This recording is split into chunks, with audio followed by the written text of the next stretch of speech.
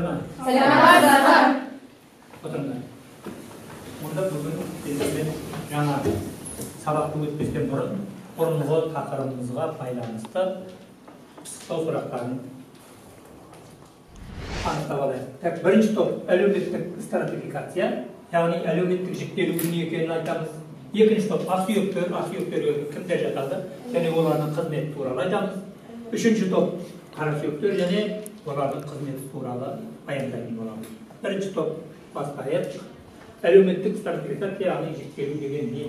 Қазақ қоғамы қандай топтарға жіктеледі?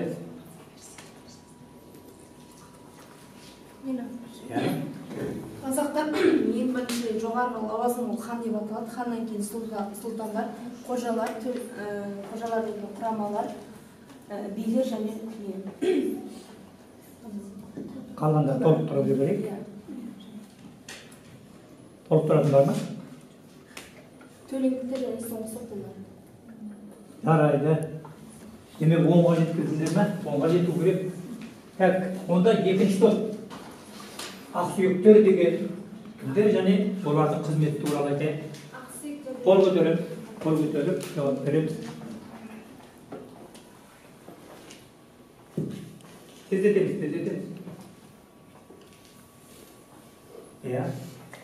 Ақсүйек қоғамдағы әлеуметтік топ-дәстүр бойынша қара халыққа үстемдік етуші таңдаулы әлеуметтер өкілдері болып саналады, және де ақсүйектер Шыңғыс хан ұрпақтарынан таралған, және де оны халық арасында төре сұлтандарды ерекше ілтипатқа ие қылған.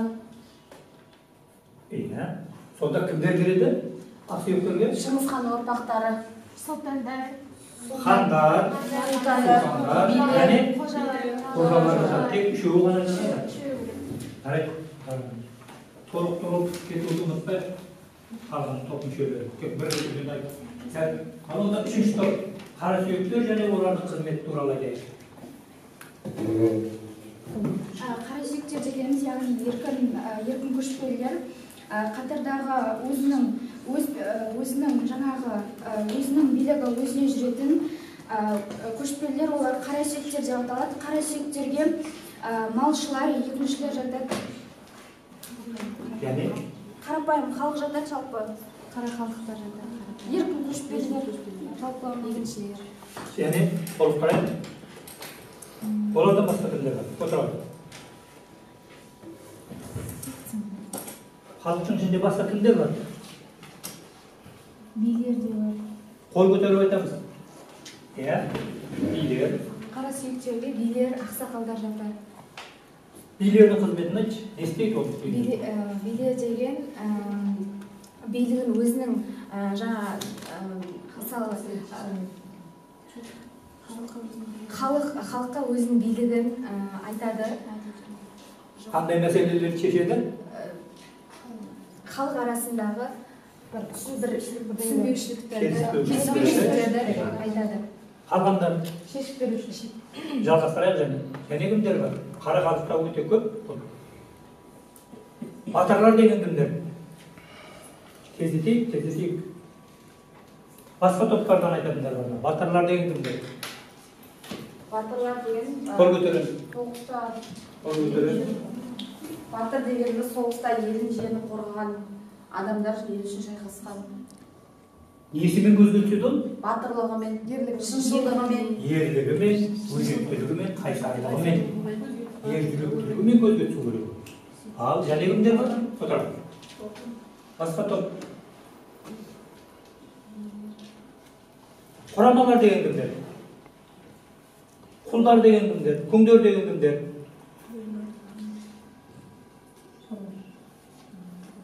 Құлдарды айтамыз. Кімдер олар? Құлдар, күңдер.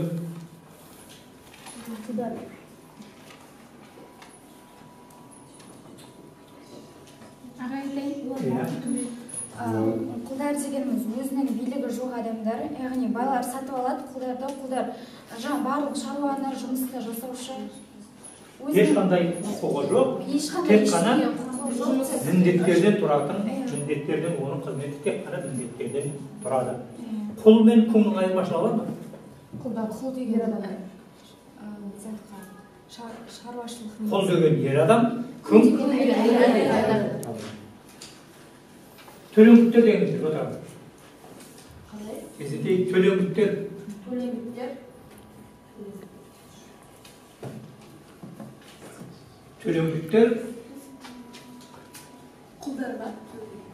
төлеңгіттер деген деме болып айтады.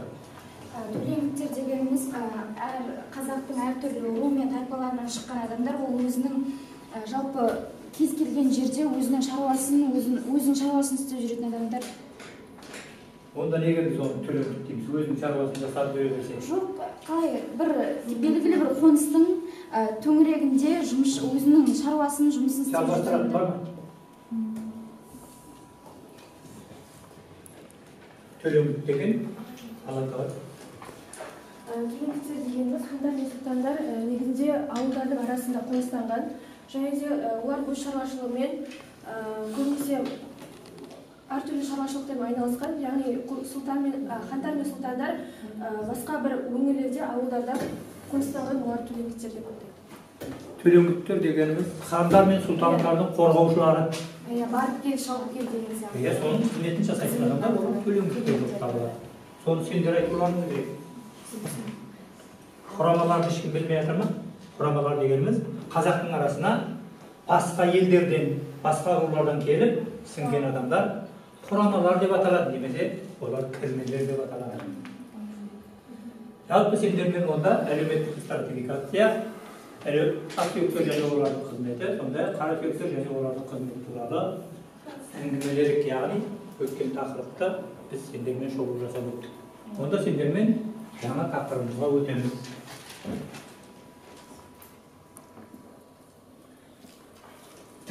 Бүгінгі өтетін тақырыбымыздың атауы Қазақстан аумағындағы ерте мемлекеттердің саяси ұйымдастыру.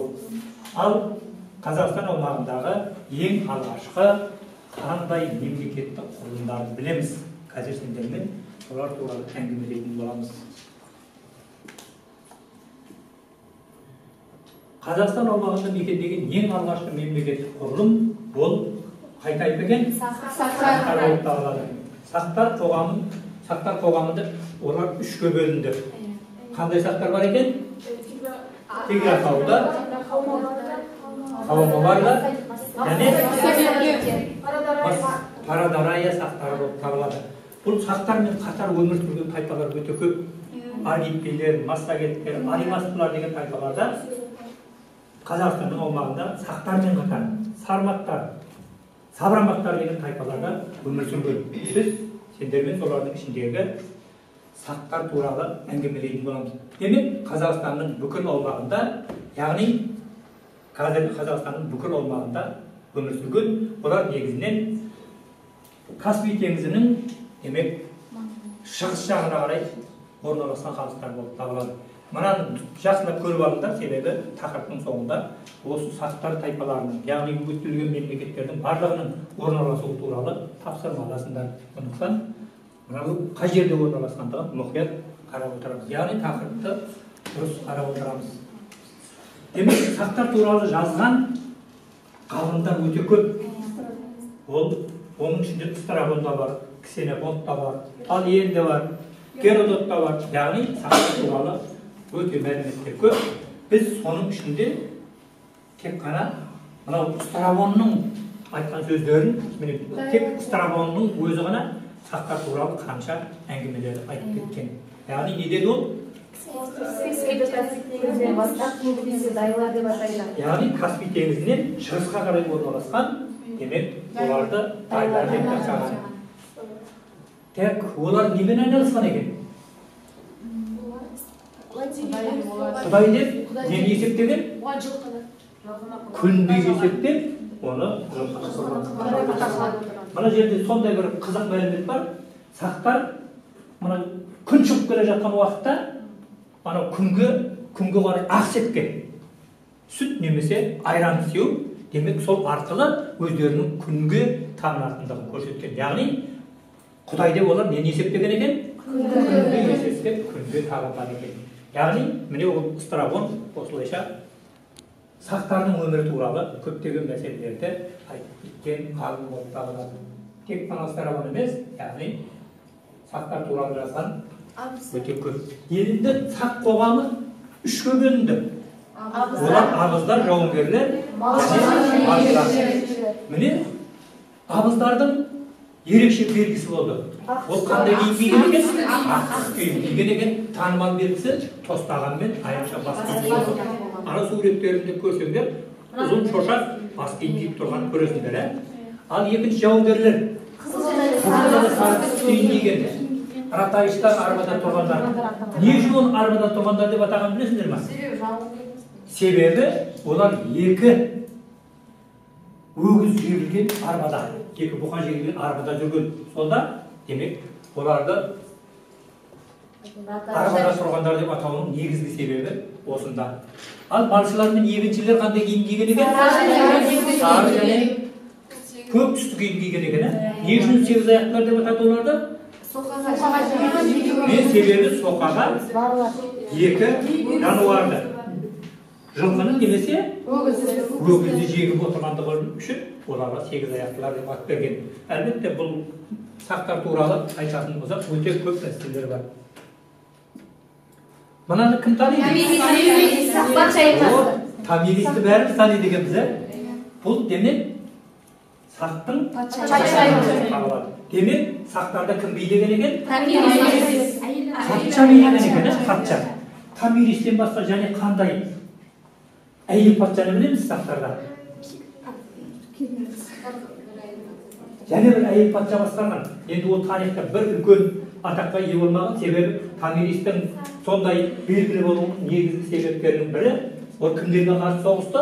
Парсыларға қарсы соғысып жеңіске жеткізу үшін оны, яғни өзінің отанын дұшпанға бермегендігі үшін оны демек біз тарихта бұл туралы көп мәліметтерді білеміз. Демек кім басқарады деген елді? Патша. Сақ тайпалық бірлестігінің билеушісі.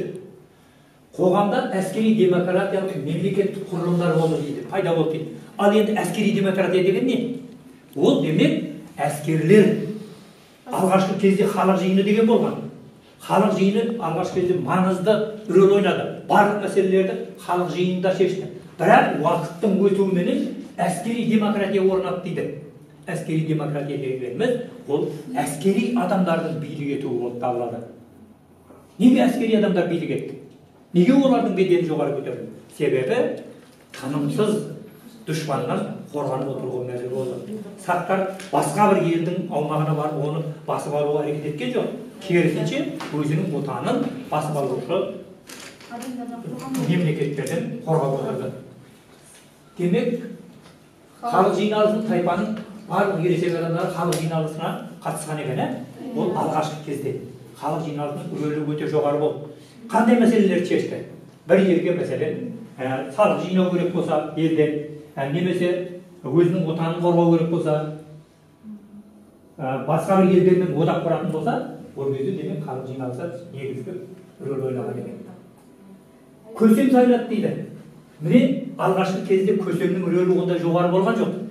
Көсем қарапайым тек тайпаны басқарушы болды. Бірақ уақыт өткен сайын көсемнің рөлінің жоғары көтерілуіне не себеп болды? Себебі көсем соғыста тайпаға басшылық етті, әскерге басшылық етті. Енді жорықтар сондай көп болғандықтан, әлбетте тек жаңа айттық қой, сақтар өзінің отанын ғана қорғады. Сонда көсемнің рөлі уақыттың өтуімен көсемнің рөлі жоғары көтерілді. Ол кімге айналды? Патшаға айналды. Билеуші. Бүкіл тек қана тайпаны билеуші емес, енді мемлекетті билеуші адамға айналған екен. Сақ қоғамында әйелдерді құрметтеп, қастерлетті дейді. Сонда ол демократияның белгісі емес па? Барлық адамдардың әйелдердің де ер адамдармен тең болуы. Сақ әйелдері өте батыр болған. Және ерлермен бірге өз отанын қорғау үшін соғысқан. Ерте темір дәуірінде мүлік теңсіздігі түпкілікті орнады дейді. Мүлік теңсіздігі не? Мүлік теңсіздігі деген. Жаңа айтты, көсем алғашқы кезде демек жорықтарға басшылық жасап отырды да, ол мүлікті кім алды? Алғашқы кезде барлығына бөліп беріп отырды. Ана соғысқа қатысқандардың барлығына бөліп беріп отырды. Ал енді уақыт өткен сайын көсем енді мүліктің басқа адамға бергісі келді ма? Бергісі келген жоқ қой. Көрдіңдер ме? Көбіне өзіне алды және әскери қолбасшылар алып отырды. Демек, бұл жерде не пайда болды? Теңсіздік пайда болды ғой. Bir адамдар тайпаның көсемдері және әскери адамдар бай адам болды ма, жарық адам болды ма? Бай адамдарға айналды. Әскери адамдар да қарапайым адамдарға қарағанда бай адамдарға айналды. Міне соның нәтижесінде мүлік теңсіздігі. Бұрын барлық адамға тең мүлік, енді менің мүлкім деген пайда болды да. Міне соның нәтижесінде мүлік теңсіздігі түпкілікті орнаған екен. Әркімнің өзінің мүлкі болды. Бұрын барлық мүлкі ортақ болса, енді әркімнің мүлкі демек өзіне тиесілі мүліктер болды. Ал суретте не көріп тұрмыз? Мынау не зат? Кім біледі мынау не зат?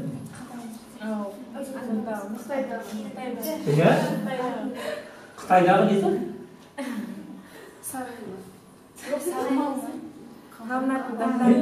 Биік Қытай қорғаны ғой мынау?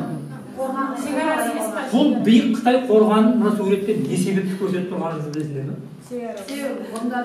Дұрыс. Ол кімдерден қорғанған екен? Қытайлар ғұндардан қорғанған екен. Ғұндар демек бір уақыттарда Қытайларға қарағанда күшті мемлекет болған екен. Қытайлардан салық алып отырды.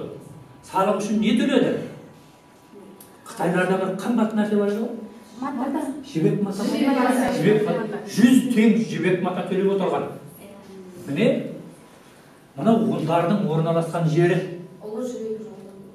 Мынау Қазақстанның қай жағы мынау? Шығыс жағы. Демек, ғұндар Қазақстанның аумағына қай жақтан келген екен? Шығыс жақтан келген екен. Ал олар алғаш қай жерде орналасты? Олар демек Қытай мемлекетінің аумағында орналасқан мемлекет болып табылады.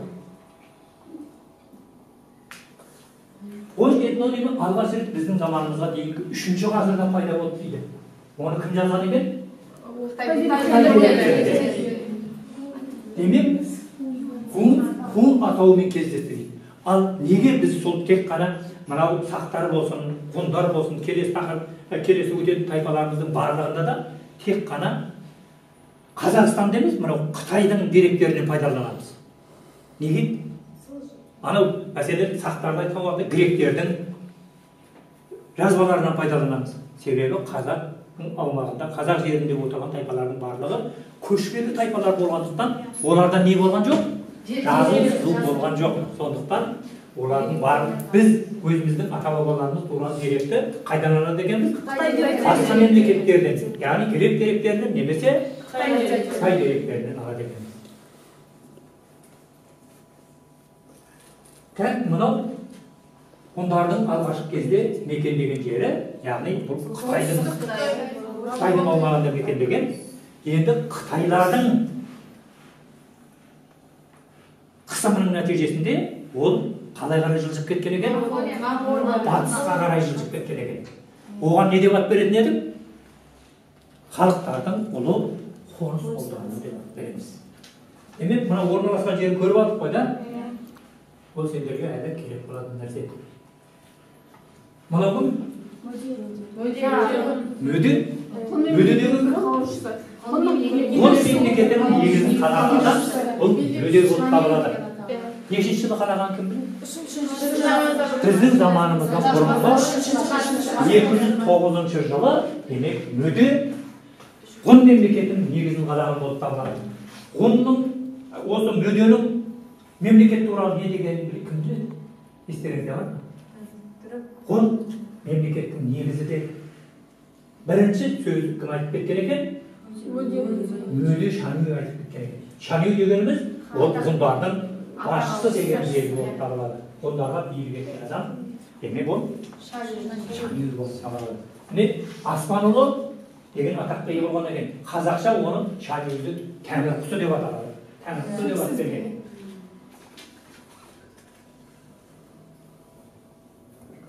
Демек біздің заманымыздан бұрынғы 55 жылы ішкі тартыстар мен сыртқы қысым салдарынан ғұндар екіге бөлінді. Қандай бөліп бөлінді?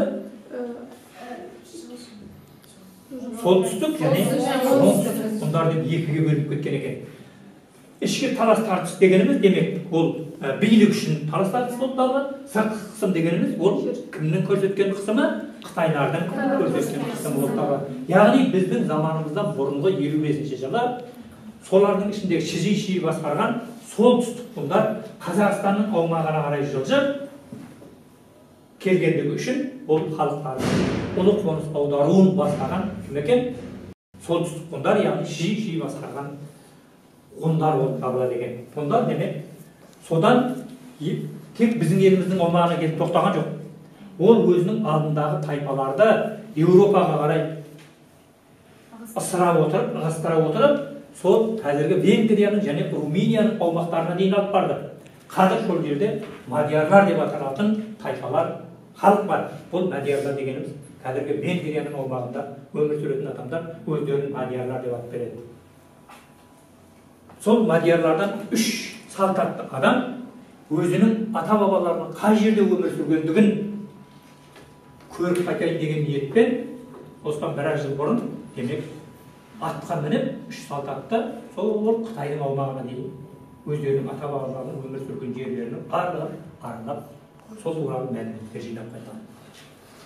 Енді тек ғұндар біздің заманымыздан бұрын 55 жылда біздің еліміздің аумағына келуіне шектелген жоқ. Олар біздің заманымыздың 1-ші ғасырында да Қытайлардың қысымынан және Қазақстанның аумағына қарай келіп қоныстанды. Ал осы ғұндардың келуі қазақтарға, яғни қазақ жерінде отырған тайпаларға қалай әсер етті? Әсіресе сақтарға. Олардың бет пішіні қалай өзгерді? Еуропейлік бет пішініне енді қандай бет пішінге ауысты? Монғолоидтық бет пішінге ауысып кетті. Яғни ол 40% қазақ, моңғол шапқыншылығына дейін 40% қазақ. Осы ғұндардың және үйсіндердің еліміздің аумағына келуінің нәтижесінде олар монғолоидтық белгіге, бұрынғы еуропейлік белгіден монғолоидтық белгіге өте бастады. Мынау мінекей жаңағы Қазақстанға қоныс аударған ғұндардың аумағын көріп тұрсыңдар. Ғұндар неден айналысты дейді ғой? Көшпелі мал шаруашылығына айналысқан екен. Соның ішінде 4 түр малды баққан. Мынау не? Киіз үйде өмір сүрді ме ол? Иә. Мінекей ғұндардың баспаналарын көріп тұрмыз, Мынау не? Жертөлеті және киіз үй. Демек біздің қазіргі ағаш үйде жүрген нәрсеміз қашан пайдалана бастаған екен? Ғұндар біздің заманымыздан бұрынғы нешінші ғасыр еді? 3-ші ғасырдан бастап, демек мынау киіз үйді пайдалана бастаған екен. Енді қазір осы ағаш үйдің патенті кімде? Қазақтарда ма? Қазақтар енді біздің заманымыздан бұрын 3-ші ғасырда киіз үйді жасап пайдаланған екен. Ал қазір патент Америка құрама штаттарында. Мәселен, біз киіз үйді жасап шетелге шығаратын болсақ, біз кімнен рұқсат алуымыз керек? Америка құрама штаттарынан рұқсат алуымыз керек болады. Себебі олар патентті иеленіп алған. Біздердің ата-бабаларымыз аборигендер киіз үйді жасаған деп олар өздеріне патентті иеленіп алған болып табылады.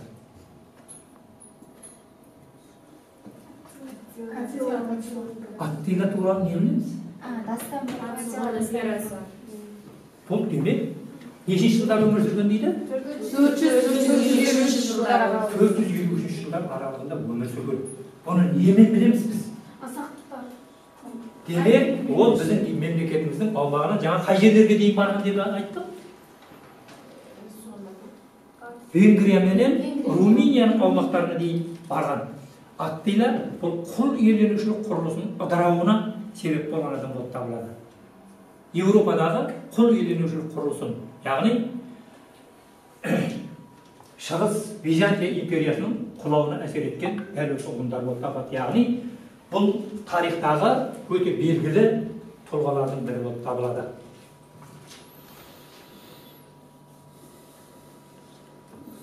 Енді Усун деген этноним ең алғаш Қытай тарихшы Симасянның тарихи жазбалар деген кітабында пайда болған екен. Усун деген кім ол? Қытай тілінен аспан деген. Асман немесе аспан деп аударылады. Біздер оны кім дейміз? Үйсіндер деп атаймыз.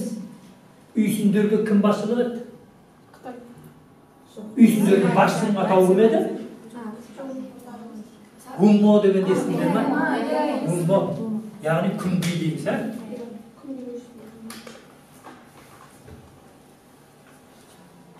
Тек үйсіндерде қанша адам болған екен?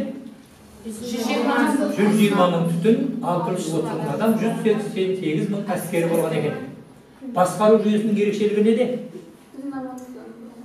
Яғни гуммо арқылы елді басқарып, неге бөлінген екен?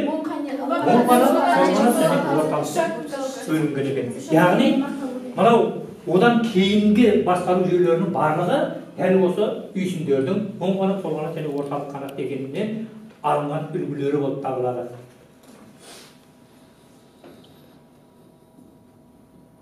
Мінекей, гуммо кім екен? Мемлекеттің ең жоғарғы билеушісі. Ол өзіне қараған жүкті балаларға өттер. Билік қандай жолмен берілген екен? Екінші, билеуші кім екен? Бектер мен рубастары болып табылады. Олар қандай адамдар болды? Ауқатты адамдар. Ауқатты адамдардан болып келіп шыққан адамдар болып табылады. Одан кейін кім болды? Қарапайым халық. Яғни қарапайым халық дегеніміз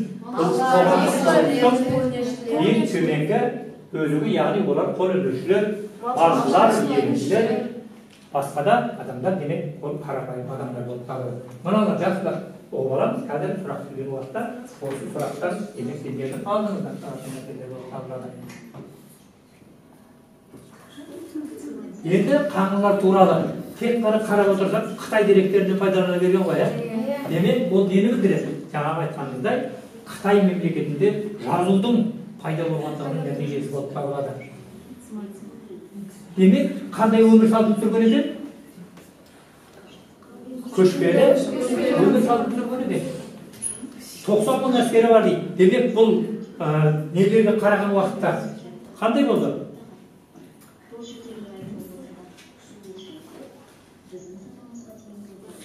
Демек, орталық Азияда өмір сүрген тайпалардың бірі бұл қаңлы тайпасы болып табылады.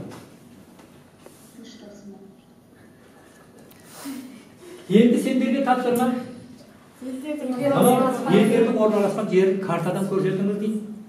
Жаңа айтып едім, ә? Қарап алыңдар. Кім айтады?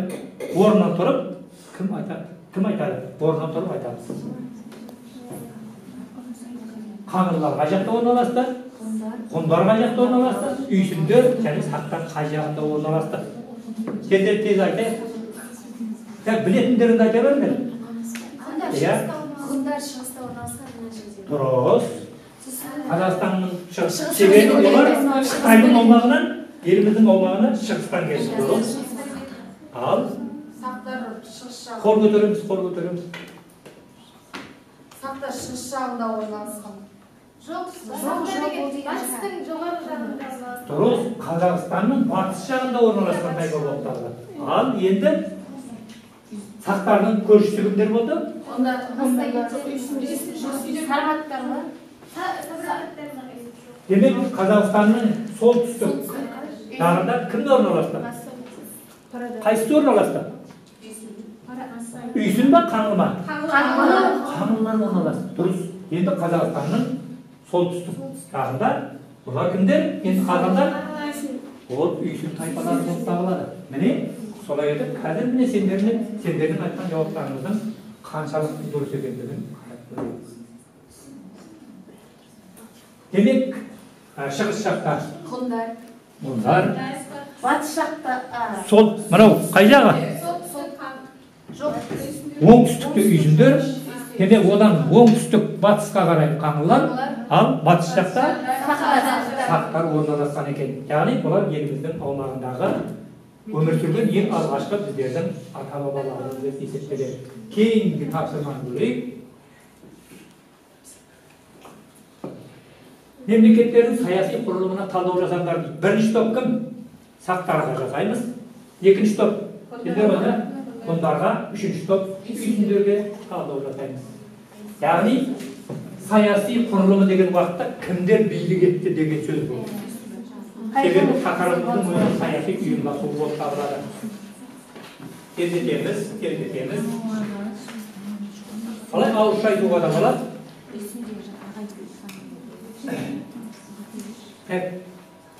Сақтарды жаңа кімдер басшылық еткен айттық қой. Кімдер басшылық еткен тезде айтамыз.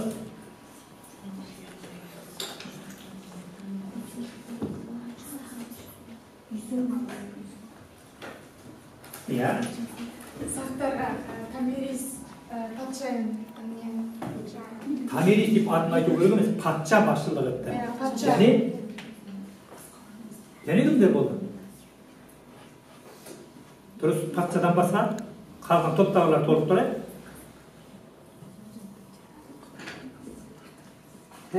Бұлар екінші топ. Ондарға кімдер басшылық етті? Лауазымын айтамыз. Лауазымын. Қол көтереміз.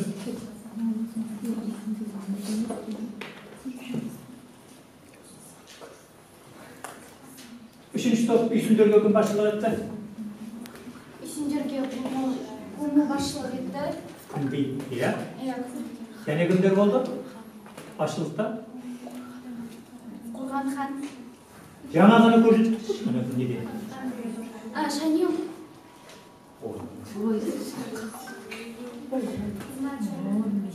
Жаңағыны көріп алғыраны деп айттық қой сендерге. Қазір осы туралы сұрақ келеді. Екінші топ. Айтайық. Лауазымын айтамыз. Лауазымын. Мүде аттыйла деудің қажет жоқ.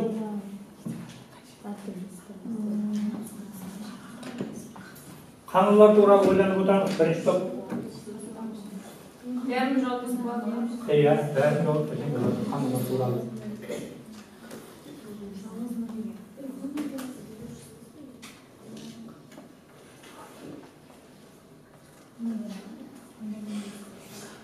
Онда біз айта алмаймыз ба? Екінші топ. Басқа топтарына жауап беретіндер бар ма? Ана ғұн тайпаларына кімдер басшылық еткен? Ғұн мемлекетіне кім басшылық еткен? Қалай? Лауазымы кім екен? Сақта басқаратын патша, уәзірлер, әскербастар және абыздар болып табылады. Ғұн Шанюй. Жаңа топ бас абыз 24 әкімшілік аумақ болған екен. Ол 10-100 мыңдық төменге бөлінген екен. Бұл әскери басшылық болып табылады. Демек үйсінде Құлмұл, бектер, рубашылары, әскербастар және абыздар жасаған екен. Патша және абыздар басшылық жасаған. Келесі.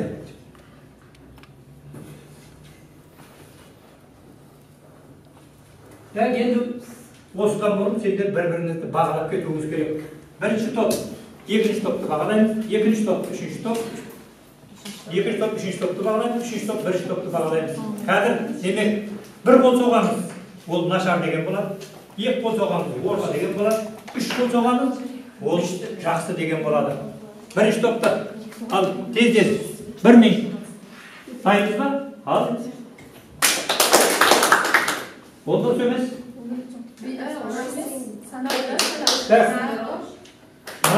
Екінші топтың бүгінгі сабаққа қатысын неше қол соғып бағалаймыз? 1, 2, 3. 1 ме, 2 ме, әлде 3 ба? Так, екінші топ. Үшінші топ. Неше рет тоқты? Так. Демек, баға, қойылған баға әділ болу керек. Сендердің бұл бағалауын әділ емес есептелмейді. Так, қолдарыңызда стикерлерге сабақтың қалай өткендігі туралы жазып, әр қайсысын өзінің тұсына тапсырайық. Тездетеміз.